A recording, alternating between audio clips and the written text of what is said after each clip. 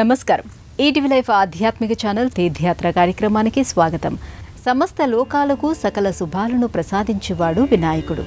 సర్వ విఘ్నాలను తొలగించి కార్యసిద్ధిని కలిగించువాడు ఆ విఘ్నేశ్వరుడే. శైవ, శక్తి, వైష్ణవ క్షేత్రాలలో ఎక్కడ కొలువైన తొలి పూజ, తొలి దర్శనం ఆ గణనాథుడిదే. అలాంటి ఆ పార్వతీ నందనుడు కొలువైన ఆలయాలలో కేరళలోని శ్రీ మదనంతేశ్వర సిద్ధి వినాయక ఆలయం ఒకటి. కాసర్గోడ్ జిల్లా పరిధిలోని మధుర్ గ్రామంలో వెలసిల్లుతున్న ఈ ఆలయమే నేటి మన తీర్థయాత్ర.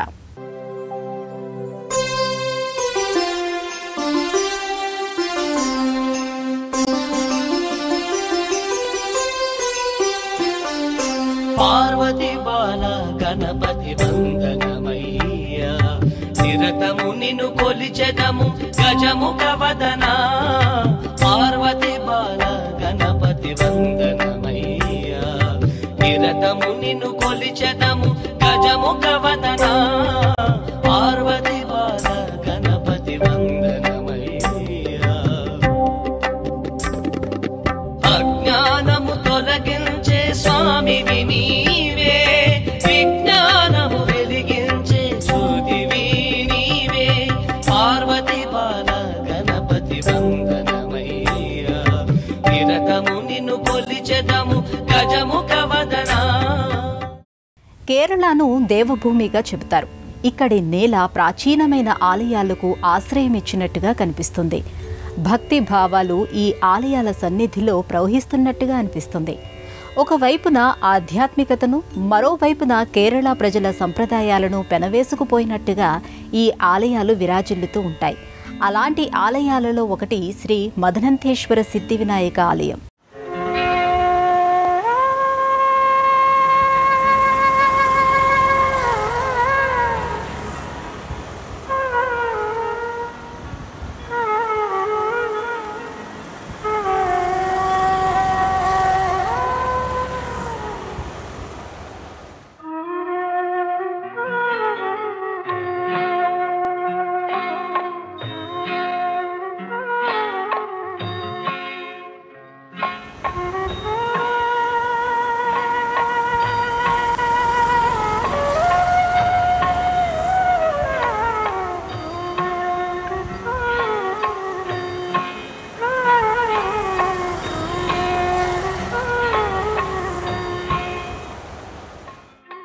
కేరళ ప్రకృతి మాత ఇష్టపడి కట్టుకున్న ఇల్లు, మనసు పడి కట్టుకున్న మందిరం. ఇక్కడి ఆహ్లాదకరమైన వాతావరణం అలసటపై ఔషధంగా పనిచేస్తూ ఉంటుంది. ఉల్లాసాన్ని, ఉత్సాహాన్ని పంచుతూ ఉంటుంది. ఇక్కడి పిల్ల కాలువలు చేసే అల్లరి జలపాతాల హోరులో కలిసిపోతుంటుంది. దూరంగా మనతో పాటు పరిగెత్తుకు వస్తున్నట్టుగా కనిపించే కొండలు ఎక్కడో ఒకచోట మన దారికి అడ్డుగా నిలబడతాయేమోనని అనిపిస్తూ ఉంటుంది. అలాంటి ప్రకృతిని పలకరిస్తూ పరవశిస్తూ మదనంతేశ్వర సిద్ధి వినాయక ఆలయానికి ప్రయాణం సాగుతుంది. ఎత్తైన వృక్షాలు, వాటిపై నుంచి వీచే చల్లని గాలికి ఇక్కడి ఆలయం సేద తీరుతున్న భావన కలుగుతుంది. సువిశాలమైన ప్రదేశంలో కేరళ నిర్మాణ శైలిలో నిర్మితమైన ఈ ఆలయం తొలి చూపులోనే ఆకట్టుకుంటుంది. అందంగా తీర్చిదిద్దిన మందిరాలు మనసును తమ వైపుకు లాగేసుకుంటూ ఉంటాయి. కాంక్రీట్తో పాటు కలప, బెంగుళూరు పెంకును ఎక్కువగా ఉపయోగిస్తూ నిర్మించిన ఆలయం ఇది. ఇక్కడి ఆలయం 3 అంచెలుగా ఇటు విశాలంగానూ అటు చాలా పొడవుగాను పరుచుకొని కనిపిస్తుంది. బయట నుంచి, దూరం నుంచి చూసేవారికి ఏనుగు పృష్ఠభాగం నుంచి చూసినట్టుగా అనిపిస్తుంది. అలా ఈ ఆలయాన్ని రూపకల్పన చేశారు. వర్షం వచ్చినప్పుడు మాత్రం ఒక కోణంలో చూస్తే నదిలోని నావను చూస్తున్న భావన కలుగుతుంది. సిద్ధి వినాయకుడి కంటే ముందు ఇక్కడ శివాలయం మాత్రమే ఉండేదట. ఆ స్వామినే భక్తులు మదనంతేశ్వరుడుగా కొలుస్తుంటారు. ఇక్కడ స్వామి స్వయంభూవు, వందల ఏళ్లుగా పూజాభిషేకాలు అందుకుంటున్నాడని చెబుతారు. ఇక్కడ స్వయంభూలింగాన్ని మొదటిసారిగా ఒక మహిళ చూసిందట. ఆమె పేరే మధురు. ఆమె పేరుతోనే ఇక్కడి స్వామివారికి ఈ ప్రాంతానికి ఈ పేరు వచ్చిందని అంటారు. మధురు అనే కొండజాతి మహిళ ఎప్పటిలానే అడవికి వెళుతుంది. పదునైన కొడవలితో వంట చెరుకును సేకరిస్తూ ఉండగా ఆమె కొడవలికి రక్తం అంటుతుంది. దాంతో తనకి తెలియకుండానే తాను దేవిని గాయపరిచానా అని ఆమె పొదలోకి చూస్తుంది. ఆ పొదలో ఒక శివలింగం ఉండటం, తన కొడవలి కారణంగా దాని నుంచి రక్తం వస్తుండటం చూసి ఆమె గ్రామంలోకి పరిగెడుతుంది. ఈ విషయాన్ని గ్రామాధికారికి వివరిస్తుంది. ఆ గ్రామాధికారితో పాటు మరికొందరు గ్రామస్తులు ఆమె వెంట ఆ ప్రదేశానికి వెళతారు. పైశ్వని నదీ తీరంలో ఒక పులి, ఆవు కలిసి తిరుగుతూ ఉండటం చూసిన ఆ గ్రామాధికారి ఈ ప్రదేశానికి ఏదో ఒక ప్రత్యేకమైన శక్తి ఉందని భావిస్తాడు. ఆ శివలింగానికి అక్కడ ఆలయాన్ని నిర్మించాలని భావిస్తాడు. అలా తుళు రాజుల కాలంలో స్వామివారికి మొదటిసారిగా ఆలయాన్ని నిర్మించడం జరిగిందని చెప్తారు. ఇక్కడి శివలింగాన్ని ఎంతో మంది మహర్షులు పూజించి ఉంటారని అంటారు. ఆ తర్వాత అంతర్హితమైపోయిన ఈ శివలింగం మధురు ద్వారా వెలుగులోకి వచ్చింది. ఆ తర్వాత కాలంలోనే స్వామివారికి ఆలయాన్ని నిర్మించారు. అప్పటి నుంచి ఇప్పటి వరకు శివయ్యకు పూజాభిషేకాలు జరుగుతూ వస్తున్నాయి. ఆ తర్వాతనే ఈ ఆలయంలో సిద్ధి వినాయకుడు ఆవిర్భవించడం జరిగిందని చెబుతారు. సాధారణంగా ప్రధానమైన దేవాలయంలో ఉపాలయాలు కనిపిస్తూ ఉంటాయి. వివిధ ప్రాంతాల నుంచి ఆయా దేవీ దేవతలు ప్రతిమలను తెప్పించి ప్రతిష్ఠిస్తూ ఉంటారు. ఇక్కడ మిగతా దేవతామూర్తుల విషయంలోనూ అదే జరిగింది. కానీ వినాయకుడి మూర్తిని ఎక్కడి నుంచి తీసుకురాలేదు. ఆయన ఆలయ గోడ నుంచి ఉద్భవించడమే ఇక్కడ విశేషం. శైవాలయాలలో సహజంగానే శివ పరివారం కనిపిస్తూ ఉంటుంది.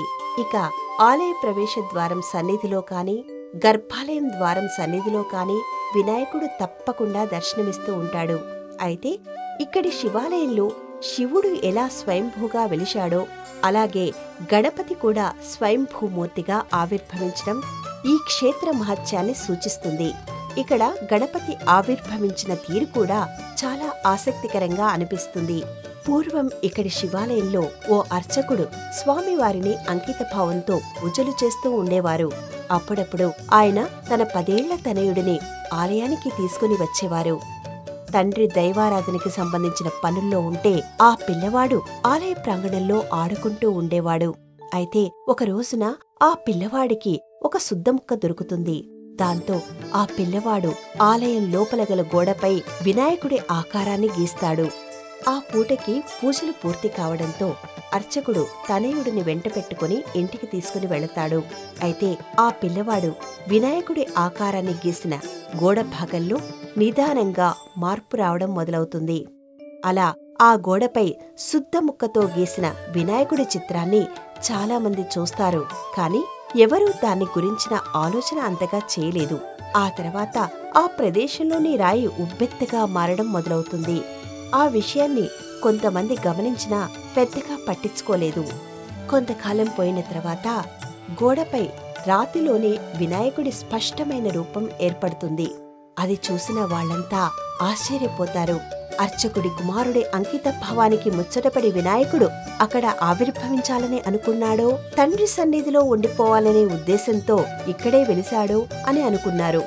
ఈ విషయం బయటికి వెళ్లడంతో భక్తులు తండోపతండాలుగా రావడం మొదలవుతుంది. అలా వినాయకుడు స్వయంభూగా ఆవిర్భవించడంతో ఆ స్వామికి ఆలయాన్ని నిర్మించారు. అనునిత్యం ఆ స్వామికి పూజాభిషేకాలు చేయడం మొదలుపెట్టారు. ఇక్కడి వినాయకుడు స్వయంభూ కావడం వల్ల ఆ స్వామిని దర్శించే భక్తుల సంఖ్య పెరగడం మొదలవుతుంది. అయితే ఈ విగ్రహం పరిమాణం పెరుగుతుందని అర్చకులు గ్రహించిన దగ్గర్నుంచి భక్తులు మరింతగా పోటెత్తటం మొదలుపెట్టారు.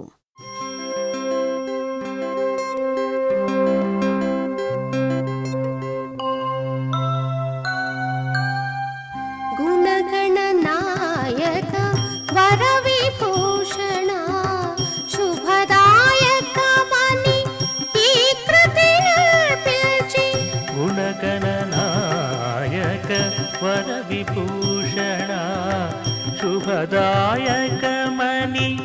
ఈ కృతిని పిలిచి విలాస విలసిత సత్య సమన్విత ఆకృతి చూసి ఆనందించి విలాస విలసిత సత్య సమన్విత ఆకృతి చూసి ఆనందించి పల్లవించి నా మానస వీణ శ్రీ గురవే నమః గణాధిపా మనోమోదకర పరదో భవ పరవశమౌ నీ గానము చేసి పల్లవించిన మానస వీణ శ్రీ గురవే నమః గణాధిపా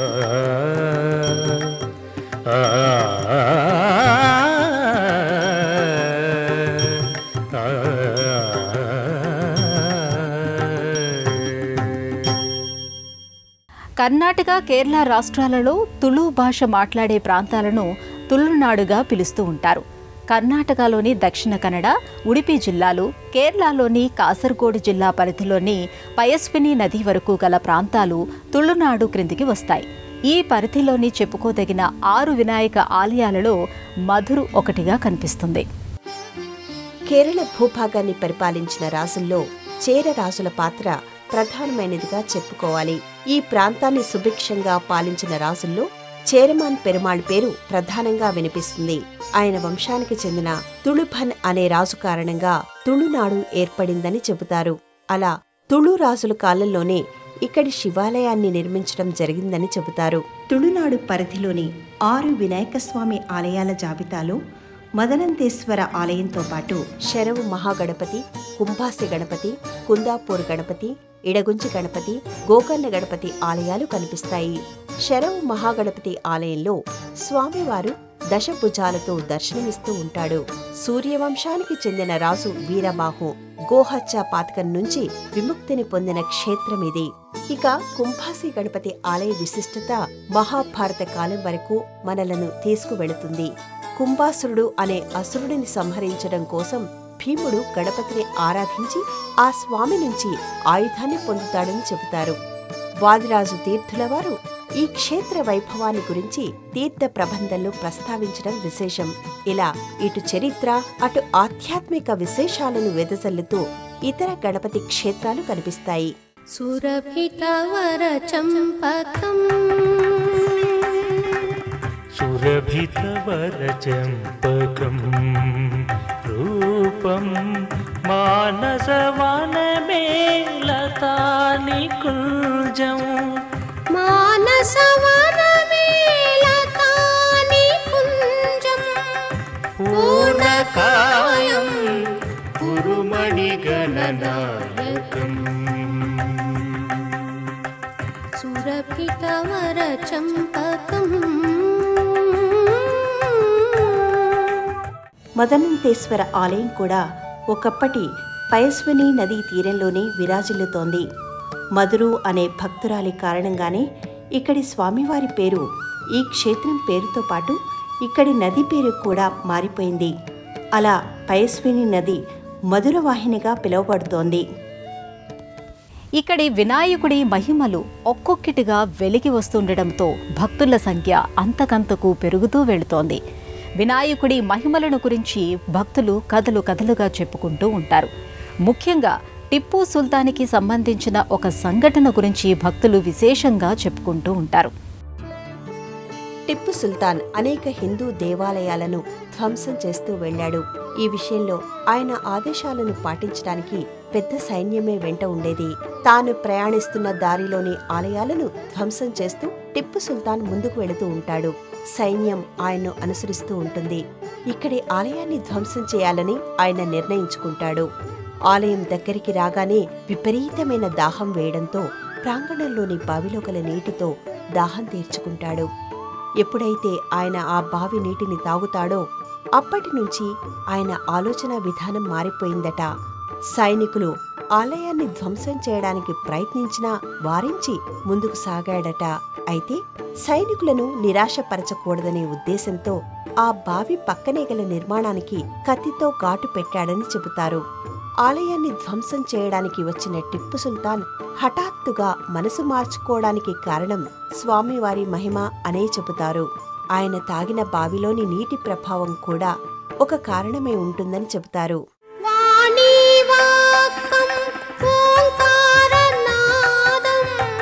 పూజిత పుణ్యం మీన వాణి వాక్కం ఓంకారనాదం పూజిత పుణ్యం నీ నామ స్తోత్రం భూపమౌళీధృత భువనైక ఛత్రం భూపమౌళీకృత భువనైకఛత్రం శ్రీగజవదనం భజే భజేహం సురభితవరచంపకం.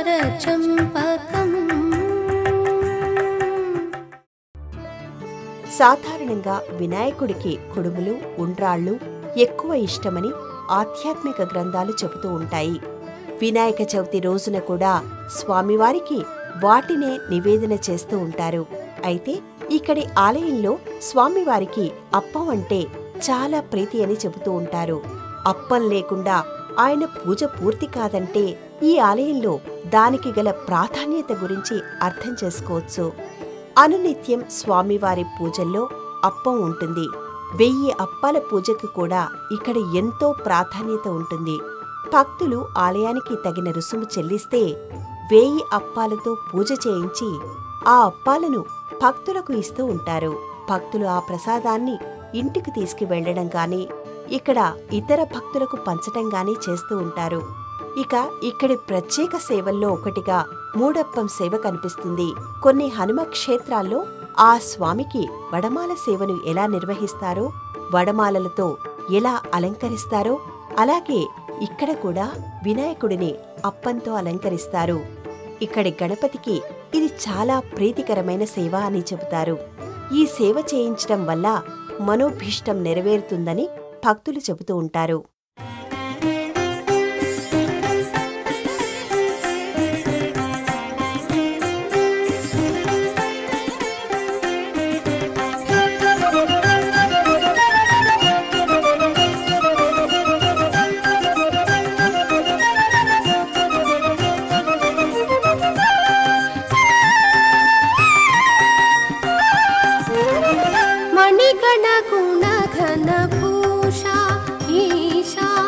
మంజు సింజాట్య ఈశా మణిగణ గుణ ఘన పూషా ఈశా మంజు సింజాట్య ఈశా శృతిలయ గతులలో గణతేజ మణిగణ గుణ ఘన పూషా ఈశా మంజు సింజాట్య ఇక్కడి స్వామికి సిద్ధి వినాయకుడిగా పేరు ఉన్నప్పటికీ భక్తులు ఎక్కువగా బొడ్డ గణపతి పేరుతో పిలుచుకుంటూ ఉంటారు. సాధారణంగా వినాయకుడి ఆలయాలలో ఆయనకి ఇష్టమైన బుధవారం రోజున భక్తుల సందడి ఎక్కువగా కనిపిస్తుంది. అయితే ఇక్కడి ఆలయానికి ఆదివారం రోజున భక్తుల తాకిడి ఎక్కువగా ఉంటుంది. ఆదివారం రోజున జరిగే ప్రత్యేకమైన పూజలు, సేవలు అలాగే ఇక్కడి ఆహ్లాదకరమైన వాతావరణం అందుకు కారణం అనుకోవాలి.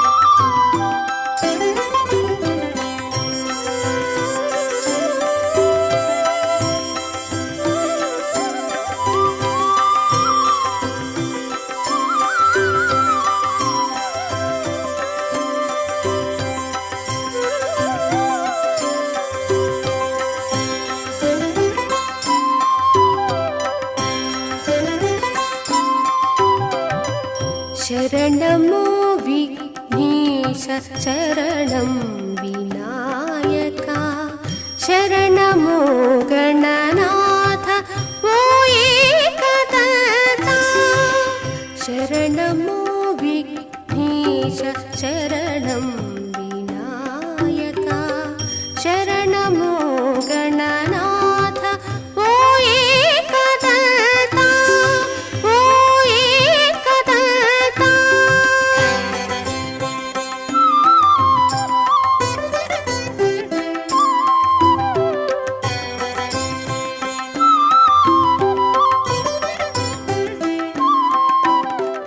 అనునిత్యం ఇక్కడి స్వామివారి తలుపులు ఉదయం 6 గంటలకు తెరుచుకుంటాయి. అభిషేకాలు, అలంకారాలు, హారతులు, నైవేద్యాలు, అర్చనలు యథావిధిగా జరిగిపోతూ ఉంటాయి. మధ్యాహ్నం 12:30 నుంచి సాయంత్రం 4:30 వరకు తలుపులు మూస్తారు. సాయంత్రం 5 గంటల నుంచి రాత్రి 8 గంటల వరకు దర్శనానికి అనుమతి ఉంటుంది. దేశంలోని అన్ని ప్రధానమైన నగరాల నుంచి మంగళూరుకి రోడ్డు, రైలు, వాయు మార్గాలు ఉన్నాయి. మంగళూరు నుంచి కాసర్గోడుకి సమీపంలో ఉన్న మధురకి స్థానిక వాహనాల్లో చేరుకోవచ్చు. ఒకవైపున పరమశివుడు స్వయంభువుగా ఆవిర్భవించిన ఆలయం ఇది. మరోవైపున సిద్ధి వినాయక స్వామి ఉద్భవించిన మహిమాన్విత సంఘటన ఈ ఆలయాన్ని మరింత మహిమాన్వితం చేసింది. అలాంటి ఈ ఆలయ విశేషాలను తెలుసుకున్నారు కదా. మరో ఆలయ సందర్శనంతో మళ్ళీ కలుసుకుందాం. అంతవరకు సెలవు. నమస్కారం. శ్రీగణనాథం భజామ్యహం శ్రీగణనాథం భజామ్యహం శ్రీకరం చింతితార్థఫలదం శ్రీకరం చింతితార్థఫలదం శ్రీగణనాథం భజామ్యహం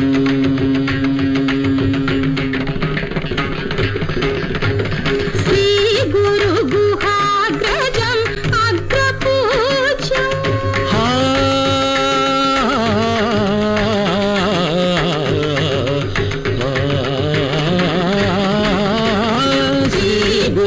శ్రీగురుగుహాగ్రజం అగ్రపూజ్యం శ్రీకంఠాత్మజం శ్రితసామ్రాజ్యం శ్రీకంఠాత్మజం శ్రితసామ్రాజ్యం శ్రీగణనాథం భజామ్యహం. ఈ కార్యక్రమాన్ని తిరిగి చూడాలనుకుంటే www.youtube.com/@ETV Life Spiritual లో చూడవచ్చు.